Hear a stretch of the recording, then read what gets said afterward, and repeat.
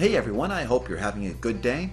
On the 12th of September 2009, there is going to be a 24-hour long BlogTV charity event for Doctors Without Borders, hosted by dprjones. There will be a series of co-hosts. I'm going to be one of those co-hosts. The links to the channels for the remainder of the co-hosts is to the side.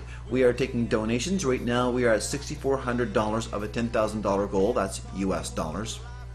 If we raised $10,000 US by that point in time, I will shave my head during my section of the BlogTV charity event. And more than just that, if she's up to it, I'll let my kid do it for me. Here's my question to everyone else who's going to be contributing in the BlogTV event. What are you going to do? Donate.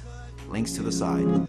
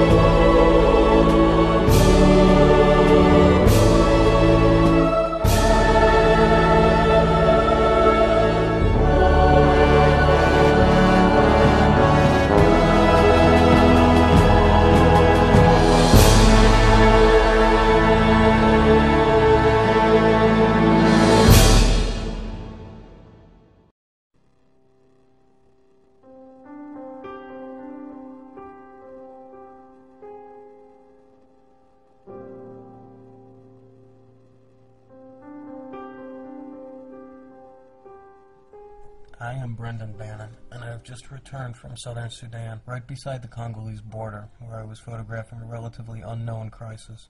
The rebel group, the Lord's Resistance Army, or the LRA, have been attacking villages, killing people, kidnapping children in the northeast of Congo, and also within Sudan. Following a military offensive against them, the LRA attacks intensified against civilians. Tens of thousands of refugees thus fled and crossed from Congo to southern Sudan. There are also thousands of displaced Sudanese.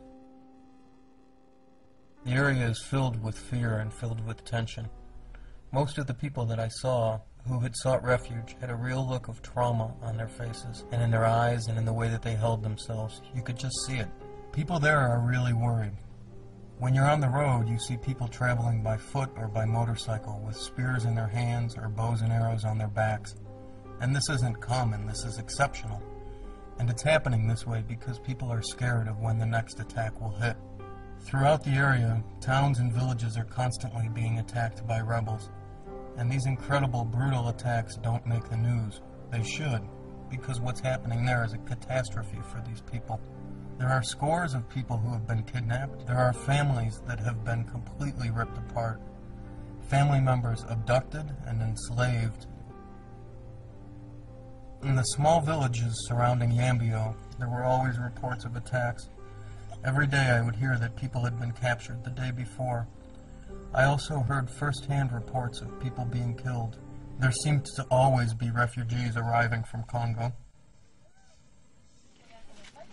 Around Yambio, MSF is supporting the communities with mobile health clinics. They're also providing medicine and other support for local health structures in South Sudan. Wherever there are large gatherings of people like this, there's always the danger that diseases can break out. To protect people, the doctors and nurses of MSF are conducting measles immunizations in some of the small communities and in the refugee camps. People are still displaced and are living outside the refugee camps. They try to stay as close as possible to the main roads going in and out of Congo. They may want to make short trips in to find relatives that have been captured or kidnapped. They may just be waiting news to find out if loved ones are alive or if they're dead. There is suffering that you cannot see. You know, these people have lost all that they're familiar with. They've lost the footpaths, the smell of morning, the knowledge of where to collect firewood, the streams or the boreholes where they would go to collect water in the evening and see their friends and talk about the day's news. They don't have those simple things anymore. In some places, they have been given land. You see people farming every day, even in the refugee camps, but there is a race against time. It is now the rainy season, which also means it is the planting season. So with all those families chased away from their farms, they face the risk months from now of not having enough food to eat. People are terrified to go back home, and with good reason. They've watched their friends and relatives get slaughtered, and the attacks are still ongoing, even in southern Sudan. And some simply can't go back. I met a teenager, paralyzed years ago, whose family was killed. He was carried out of the bush and across the border on the back of a neighbor's bicycle. Now he's surviving from the kindness of strangers alone. One man who I had met was waiting in line at a food distribution. He had just arrived the day before, having fled from Congo. His village was attacked and 2 of his children were abducted. And I remember, he said, "I don't know what kind of father I am. What kind of life am I living that I can lose my 2 children like this?" MSF was working across a broad stretch of the border area. In another district, a town called Nyori, there was another refugee camp where MSF had set up medical care. They organized a group of refugees who had worked as nurses. They served as health promoters. They spent days walking around, talking to people about health, listening to people's stories about what they'd been through, and often just offering a compassionate ear. Every day the clinic was full. There were everyday injuries that needed tending to. There were kids with malarial fevers, pregnant women, and newborn children. Before these attacks, these Congolese and southern Sudanese people lived a simple but challenging life. They didn't have everything, but they had each other. And now, my hat goes off to people who survive there on a daily basis. You know, life in this part of the world is hard enough without something terrible like this happening.